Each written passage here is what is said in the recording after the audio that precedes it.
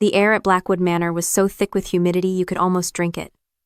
90 degrees in the shade and the cicadas were screaming loud enough to drown out the string quartet. I stood near the hydrangeas, nursing a glass of lukewarm champagne, watching 300 people pretend they were not sweating through their silk and linen. My mother Susan stood at the head of the long table under the marquee tent, tapping a silver spoon against her crystal flute. The sound cut through the chatter like a sniper shot. Everyone turned. My father James stood beside her, looking presidential in his tailored suit, though I noticed his smile did not quite reach his eyes. It was tight. Strained. To Ashley, my mother announced, her voice projecting perfectly without a microphone. She raised her glass toward my younger sister, who was glowing in a white lace sundress that probably cost more than my car. Our shining star. The first of our daughters to truly settle down and build a life we can be proud of. A ripple of applause went through the crowd. I felt the familiar prickle of heat on my neck, but I did not move. I just watched. Ashley beamed, clutching the hand of her fiancé Ryan, a venture capitalist with a jawline that could cut glass and a personality to match. Ashley has always known what she wanted. Susan continued, her gaze sweeping over the crowd, soaking up their admiration. She is driven, focused. She does not waste time on distractions. And today, as we celebrate her engagement, I can finally sleep soundly knowing one of my girls is taken care of. The implication hung in the humid air, heavy and undeniable. One of her girls, not both. Then she turned. Slowly. Deliberately. Her eyes locked onto me across the garden. The guests followed her gaze, 300 heads turning in unison. I felt like a specimen in a jar. Hannah, she said, her voice dropping into that pitch of performative pity she had perfected over 2 decades. Do not worry, sweetheart. Your time will come. I know it is hard watching your little sister beat you to the altar, but we have not given up hope for you yet. When are you going to stop playing with blocks and find someone to build a real life with? The silence that followed was absolute. Even the cicadas seemed to pause. I saw the pity in the eyes of my cousins, the smirk on Ashley's face, the way my father studied the bottom of his glass, refusing to look at me. They expected me to blush, to stammer, to make a self-deprecating joke about being married to my career as a structural engineer. They expected the Hannah they had trained, the quiet fixer, the one who absorbed the cracks in the foundation so the house would not fall. But the Hannah they knew did not exist anymore. She had died 8 months ago, standing in an empty church. I took a sip of my warm champagne. I did not smile. I did not look away. I held my mother's gaze until I saw a flicker of uncertainty cross her face. 8 months ago, I said. My voice was not loud, but in the dead silence of the garden it carried. What? Susan blinked, her perfect mask slipping. You asked when I was going to build a real life, I said, my tone level clinical. I did. 8 months ago. I got married on November 12th. Drop a comment below, where are you watching from, and what time is it there? I want to see who is with me on this journey. The garden went quiet. Not the respectful silence of a toast, but the suffocating vacuum-sealed silence of a room where all the oxygen had just been sucked out. Susan laughed. It was a brittle, glassy sound that shattered against the humidity. Oh, Hannah, she said, her smile tight enough to snap. You always did have such a vivid imagination. Eloping in secret, just to spite us. Honestly, darling, that is a little dramatic even for you. If you wanted attention, you could have just asked. My father James chuckled nervously, looking at his business partners as if to say, Kid's right, let's not do this now, Hannah, he warned, his voice dropping an octave. We have guests. Do not make a scene. A scene. That is what they called my life whenever it inconvenienced them. I did not look at the guests. I looked at my mother. I watched the way her fingers clenched the stem of her glass, turning her knuckles white. She was not confused. She was calculating damage control. I did not elope, I said. My voice was steady, flat, devoid of the tremor they were hoping for, and it was not a secret. I sent the invitations 8 months ago. February 14th, FedEx priority overnight. Tracking numbers ending in 552 and 553. I recited the numbers from memory. I did not need to look at my phone. I had stared at those delivery confirmations for 3 days straight back in February. Delivered to the front porch at 10:15 a.m. I continued. Signed for by a resident. Ashley let out a scoff, loud and incredulous. You expect us to believe you sent invites that magically vanished. Please. You probably addressed them wrong. You always were careless with details. Careless. Me. The the structural engineer who calculated load-bearing limits for suspension bridges. I felt a familiar heat rising in my chest, but I did not let it reach my face. Instead, I let my mind drift back to that day in November. The day I stood in a small chapel in Vermont, wearing a dress I bought off the rack because I could not afford the custom silk Ashley was currently sweating in. I remembered the smell of the old wood pews, the way the light filtered through the dust motes, and I remembered the 2 empty chairs in the front row. I had placed reserved signs on them. Mom. Dad. I had painted them myself. I stood at the altar for 45 minutes, delaying the ceremony, checking the door, checking my phone, waiting for a text, a call, a car to pull up. Nothing. Caleb had taken my hand then. His grip was warm, solid, anchoring me to the earth when I felt like floating away. "They are not coming, Hannah," he had whispered. "But I am here." I did not cry that day. And I was not going to cry now. Back then, I had wondered why I did not call them. Why I did not scream at them the next day. Why I let 8 months of silence stretch between us like a suspension cable pulled to its breaking point. For a long time, I thought it was cowardice. But standing here in the oppressive heat of the garden party, watching Ashley smirk and my mother rewrite reality in real time, I finally understood. It was not cowardice, it was accounting. Relationships are transactions. We trade love for loyalty, support for respect. But my family had been overdrafting my account for 29 years. They took my compliance and gave back criticism. They took my achievements and handed them to Ashley to wear like costume jewelry. When they did not show up to my wedding, I did not go bankrupt. I simply stopped funding their lifestyle. I realized then that silence isn't always submission. Sometimes silence is an investment strategy. Every day, I did not call them every week. I let them believe I was still the lonely, pathetic spinster playing with blocks. I was letting the interest compound. I was letting the debt grow. I looked at Ashley secure in her golden bubble. I looked at my father sweating in his suit, terrified of anything that might crack his perfect facade. I had spent 8 months accruing interest on their cruelty. I had let the principal build and build until the debt was so large it could no longer be paid with a half-hearted apology or a hug. They thought my silence was peace. They were wrong. My silence was a lien against their happiness. And today was the maturity date. "I was not careless, Ashley," I said, taking a step closer to the head table. "I was precise. I have the delivery logs, I have the signature, and I have the video." The air in the garden shifted. The humidity seemed to spike. "Video," Susan asked, her smile finally faltering. "What video?" "The one from your security cloud," I said. "The one you forgot I set up for you." "Security cloud," Ashley laughed, but it sounded wet like a cough. She waved a manicured hand in the air, dismissing the threat as if it were a gnat.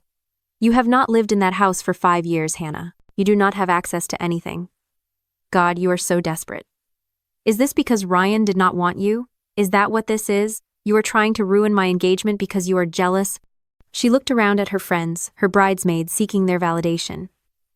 They nodded on cue, a chorus of bobbing heads in pastel chiffon. "Mail gets lost all the time," Ashley added, her voice gaining strength. "Packages get stolen. You are making a conspiracy out of a clerical error." Then my mother joined in. "And this was the master class." Susan did not get angry. She crumbled. Her lower lip trembled. Her eyes filled with tears that hung perfectly on her lashes without ruining her mascara. She pressed a hand to her chest right over her heart, as if I had physically struck her. "Hannah," she whispered loud enough for the first 3 rows of tables to hear. "Why are you doing this? Why cannot you just let your sister have her moment? We have done everything for you. We have loved you. And you come here to this beautiful celebration and you throw these lies in our faces." A murmur of sympathy rippled through the crowd. Poor Susan. Such a difficult daughter. I watched her fascinated. For years, I had thought my mother was a liar. I thought she knew the truth and chose to speak the opposite. But standing there watching the genuine anguish on her face, I realized I had been wrong. It was not lying. It was something far more terrifying. It was the narcissist's amnesia. I analyzed her face like a structural anomaly. See, for Susan, truth was not a fixed point. It was flexible. It was fluid. It bent to serve her narrative. If an event did not center her, if it did not make her look like the benevolent matriarch or the tragic victim, then in her reality that event simply did not happen. My wedding did not have an audience of 300 people for her to perform in front of. It did not have a toast where she could brag about her parenting. Therefore, my wedding did not exist. She was not pretending to be confused about the invitations. She had genuinely deleted them from her reality because acknowledging them would mean acknowledging she had failed. And Susan Blackwood never failed. It was a psychological rewrite of history happening in real time. She had edited the file of her life, and I was the glitch she was trying to patch. "We never got them," she sobbed, leaning into my father for support. "I swear on my life, Hannah. If we had known we would have been there. How could you think we would not?" My father James was not crying. He was scanning the crowd. His eyes darted to the VIP table near the back where Robert, the key investor for the Veritas acquisition, was watching with a frown. James stepped forward, placing a heavy hand on my shoulder. His grip was tight. Warning. "That is enough," he hissed, his voice low and lethal. "You have made your point. You are upset. We get it. But you are making a scene in front of people who matter. People who can buy and sell you. Now you are going to apologize to your sister, you are going to sit down, and you are going to smile. Or, so help me God, Hannah, you will be cut off from this family before the sun goes down." He thought that was a threat. He thought the threat of exile was the leverage that would snap me back into alignment. I looked at his hand on my shoulder. Then I looked at Ashley, who was smirking behind her champagne glass, secure in the knowledge that the golden child never burns. They thought this was a negotiation. They thought if they applied enough pressure, I would fold just like I always did. But you cannot break a structure that has already been condemned. I did not shake his hand off. I did not scream. I just reached into my clutch and pulled out my phone. "You are right, Dad," I said, my voice calm, cutting through the humidity. I should not make a scene. I should let the evidence speak for itself. I opened my messages. I found the thread with Caleb. I typed one word. "Now." The message status changed from sent to read in less than a second. I slipped the phone back into my clutch. I did not look for Caleb. I did not need to. I knew exactly where he was parked in a nondescript van, 3 streets over, bypassing the event server's firewall with the same casual ease most people use to order a pizza. Behind the head table, looming over the garden like a monolith, stood the 20-foot LED video wall. My parents had rented it for 5 figures. It was supposed to play a looped montage of Ashley and Ryan's fairy tale romance, curated photos of them in Paris and Aspen in Cabo, filtered to perfection. Currently, it was displaying a slide of them clinking champagne glasses on a yacht. Ashley looked radiant. Ryan looked rich. Then the yacht froze. A sharp, static hiss cut through the speakers, causing half the guests to cover their ears. The image of the happy couple fractured, pixelating into jagged squares of color before the screen went completely black.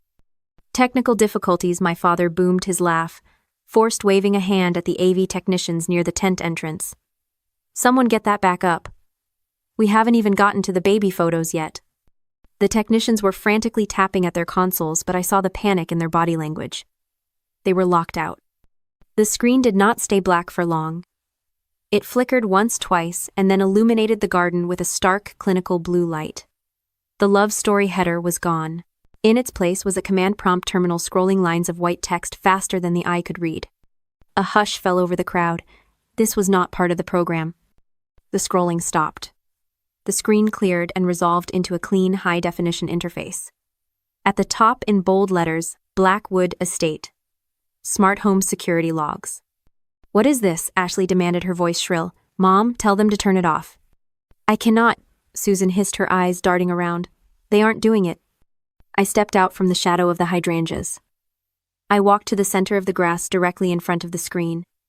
The blue light washed over me, casting long shadows across the tables. "You said you never got them," I said, my voice projected by the silence. "You said mail gets lost. You said packages get stolen. But data does not get lost, Ashley. It gets backed up." I raised my hand, pointing at the screen. As if on command, the interface zoomed in on a specific file directory. Date: February 14th. Time 10:15 a.m. The Blackwood security system creates a backup log every time a sensor is tripped. I explained, speaking to the guests now. Not my family. I was the engineer explaining the structural failure of a bridge. It syncs to the cloud instantly. It records motion facial recognition and object identification. On the screen, a log entry highlighted in yellow. Event delivery scanned. Object FedEx. Parcel number 552. Recipient resident. This log proves the package arrived, I said. So what? Ashley snapped, standing up. Her face was flushed sweat beading on her hairline. I told you porch pirates probably took it 5 minutes later. You are boring everyone, Hannah. Sit down. Porch pirates do not have authorized biometrics, I countered. The screen shifted again. A new log appeared. Event smart lock disengaged. User. ID.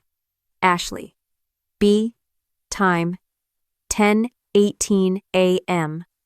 3 minutes after delivery, I said. The front door opened. The user was you. My father stood up, knocking his chair over. Hannah, that is enough. You are hacking private property. This is illegal. It is not hacking, I said, turning to face him. I am the admin. You never changed the passwords, Dad. I told you to. 3 times. I sent you the emails. But you never read my emails, do you? I looked back at the screen. The logs show you opened the door. They show you picked up the package. But that is not the interesting part. The interesting part is where you went next. The screen flashed. The text logs vanished. A video player loaded. The buffer wheel spun for a fraction of a second, and then a high-definition drone feed filled the 20-foot wall. It was not the security camera from the porch. It was footage from the perimeter security drone, another system I had installed years ago to monitor the property lines. The angle was steep, looking down into the estate's backyard. It was February. The trees were bare. The grass was brown. And there, walking across the lawn in a cashmere tracksuit, was Ashley. She was holding a blue FedEx envelope. The crowd gasped. It was a collective intake of breath that sucked the heat right out of the air. Ashley froze. She stared up at herself on the giant screen, her mouth opening and closing like a fish on a dock. You did not take it inside, Ashley, I said, my voice dropping lower, colder. You did not put it on the counter. You took a walk. On the screen, the Ashley in the video stopped. She looked around, checking the windows of the house.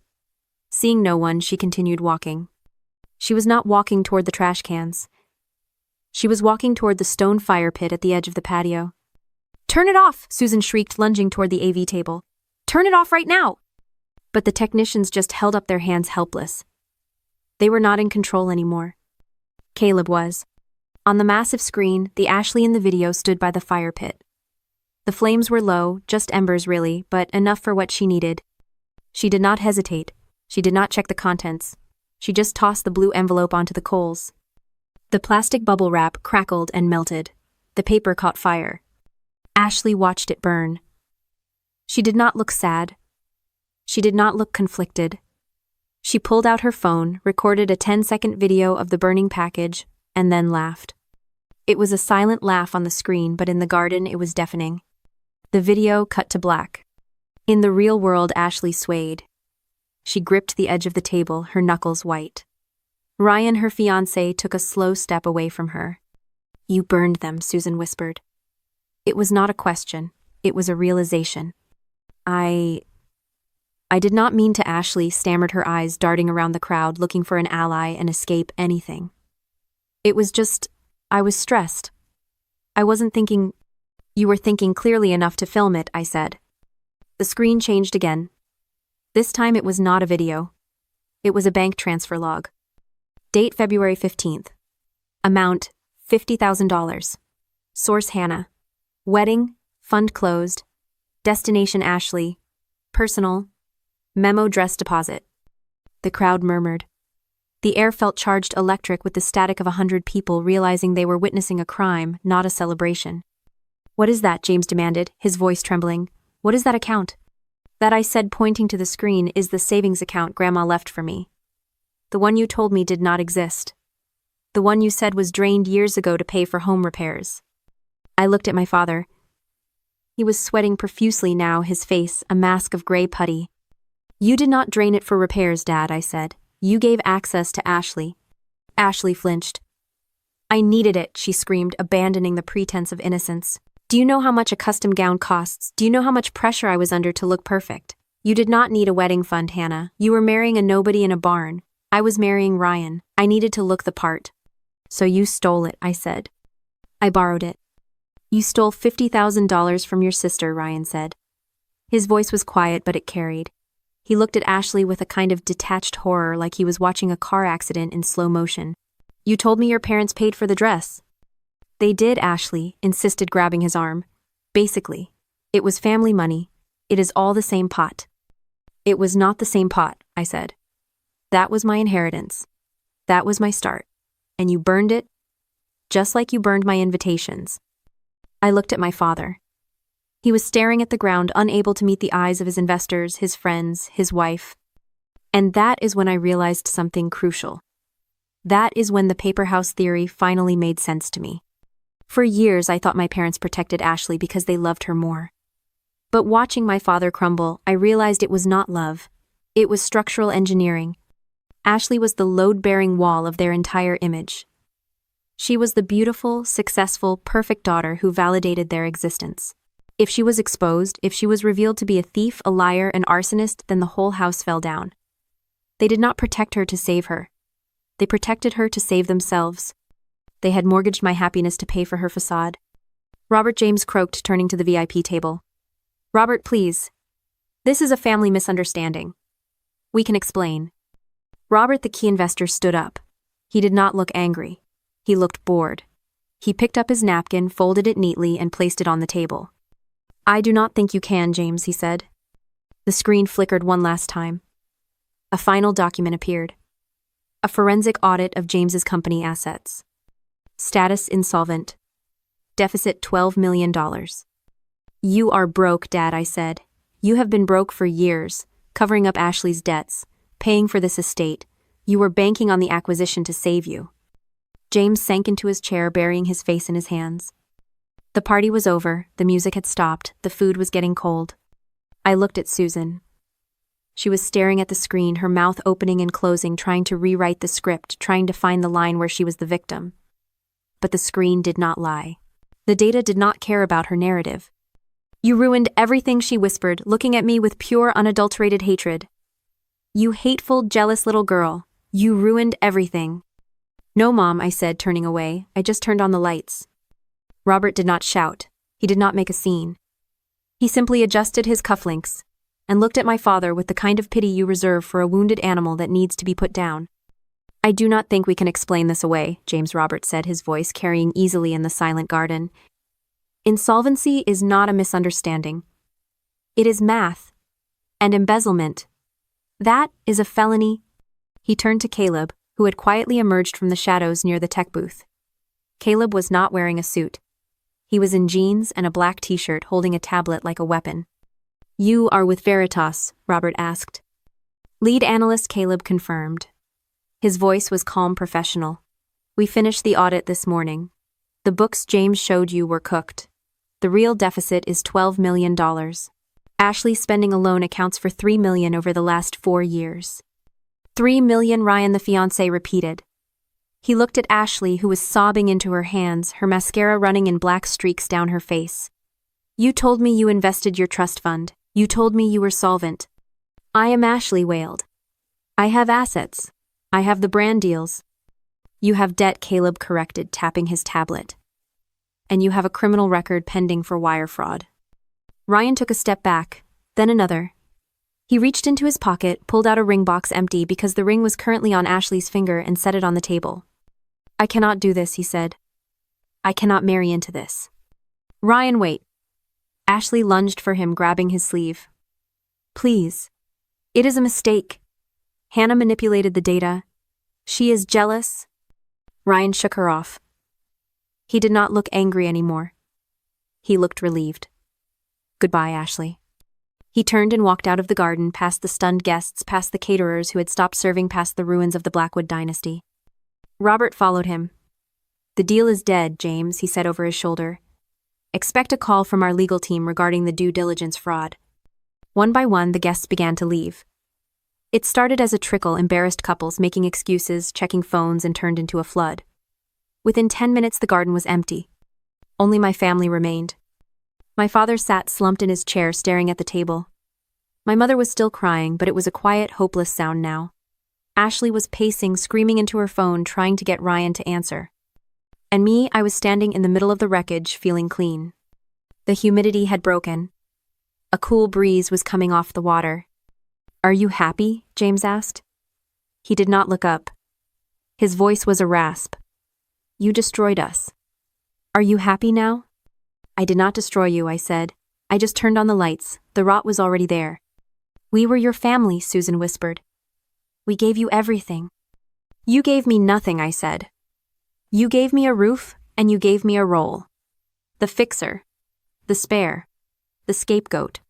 But you never gave me a family." I looked at Ashley, who had stopped pacing and was glaring at me with venomous eyes.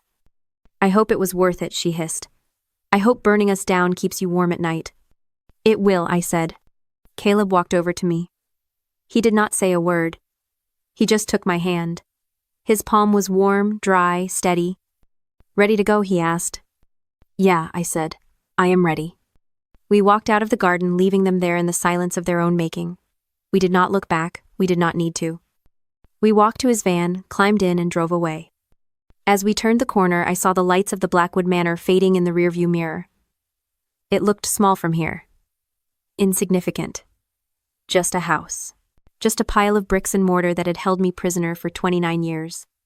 But I was not a prisoner anymore. I was the architect of my own life now. And the first thing I was going to build was a wall. A high, unscalable wall between me and them. Because sometimes the only way to save the foundation is to demolish the condemned structure standing on top of it. 3 days later, a courier knocked on my door. Not FedEx, not UPS.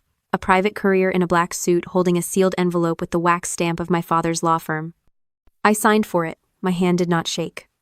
I took it into the kitchen, placed it on the island, and opened it with a letter opener. Inside was a cashier's check. Pay to the order of Hannah Vance. Amount: $100,000. Attached was a note typed on heavy cream-colored paper. No salutation, no signature, just 2 sentences. This should cover the wedding fund and the interest. Please consider this matter closed and refrain from further public statements regarding the Veritas acquisition. I stared at the check. $100,000. It was double what Ashley had stolen. It was an apology in the only language my father spoke: currency. It was hush money. It was a bribe to stop the bleeding, to keep me from twisting the knife any deeper into his reputation. I thought about the girl I used to be. The Hannah who would have taken this check and thought, "Finally. They see me. They are paying me back." The Hannah who would have deposited it and used it to buy their affection for another year. But that Hannah was gone. She had burned up in the incinerator along with the invitations. I picked up the check. The paper felt crisp. Expensive. I did not deposit it. I did not cash it. I did not even hesitate. I tore it in half. Then quarters. Then eighths. I kept tearing until the check was nothing but a pile of expensive blue and white confetti on my kitchen counter. I took out my phone. I snapped a photo of the shredded check. I opened the family group chat, the one I had been muted in for years, the one where they planned vacations without me and shared photos of Ashley's perfect life. I attached the photo. I typed a message. "My silence is not for sale. It is free. Consider this my parting gift. Do not contact me again." I hit send. The read receipts appeared instantly. Read by Mom, read by Dad, read by Ashley. 3 dots appeared. Someone was typing. I did not wait to see what they had to say. I tapped the group settings. I scrolled to the bottom. Leave group. I pressed it. The chat vanished. The silence that followed was not empty. It was full. It was heavy with peace. New Year's Eve arrived wrapped in snow. Real snow this time. Not the fake stuff my mother used to spray on the windows. I was at Caleb's parents' house in Vermont. The house smelled like yeast rolls and wood smoke. There was no marquee tent, no string quartet, just a lopsided tree in the corner, and a fire crackling in a brick hearth that had actual soot on it. Caleb's mother, Martha, handed me a mug of hot cider. She squeezed my shoulder as she walked past. No words, just a squeeze. A silent acknowledgement that I was there, that I was wanted, that I belonged. It was such a small gesture. But after 29 years of starving for it, it felt like a feast. "You okay?" Caleb asked, coming up beside me. He wrapped an arm around my waist, pulling me into his side. I leaned my head on his shoulder. "Yeah, I am." "Do you regret it?" he asked quietly. "The money, the family?" I looked out the window at the snow falling in the dark. I thought about the Blackwood Manor, probably dark and silent tonight. The paper house finally collapsed under the weight of its own lies. I thought about Ashley likely spending New Year's alone, scrolling through old photos of a life that was not real. And I thought about myself. Standing here. Warm. Safe. Loved. "No," I said. "I do not regret a thing." The countdown started on the TV. 10. 9. 8. I looked at Caleb. I looked at his family laughing, arguing over who got the last pig in a blanket. I was not the structural engineer of the Blackwood dynasty anymore. I was just Hannah. And for the first time in my life, the foundation under my feet did not have a single crack. 3, 2, 1. "Happy New Year," Caleb whispered, kissing me. "Happy New Year," I said. I had cleared the wreckage. I had burned the rot. And here, in the clean, quiet space I had made for myself, something real was finally beginning to grow. If you have ever had to burn a bridge to save yourself, share this story. You are not alone.